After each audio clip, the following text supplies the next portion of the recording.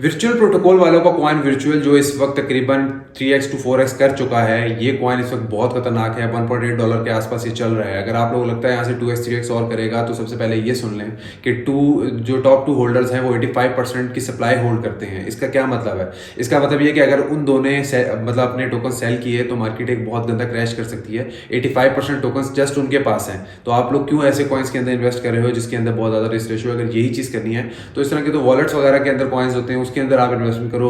हो गया तो 5x 10x हो गया या 0 हो गया। लेकिन ये मैं 0 होने का नहीं कह रहा। नो डाउट 54 नंबर पे इसने जगह बना ली है। AI कॉइन है, गेमिंग रिलेटेड है, 1 बिलियन की टोटल सप्लाई है, जिसमें से तकरीबन 70% इन्होंने मार्केट में दे दी है। लेकिन ये चीज़ें जस्ट एनफ नहीं है इन्वेस्टमेंट करने की। जो होल्डिंग्स होती हैं वो हमें डिसेंट्रलाइज और सेंट्रलाइज के सिस्टम के बारे में समझाती हैं, बताती हैं। तो बेहतर ये है कि अगर इसके अंदर आप लोग प्रॉफिट में है, $100 लगाया था और 100 या 200 $300 प्रॉफिट में चल रहे हैं, तो जो प्रॉफिट बुकिंग लाजमी करें। जो प्रॉफिट चल रहा है वो ले लें, जो इन्वेस्टमेंट डाली थी वो बेशक डले रहने दें।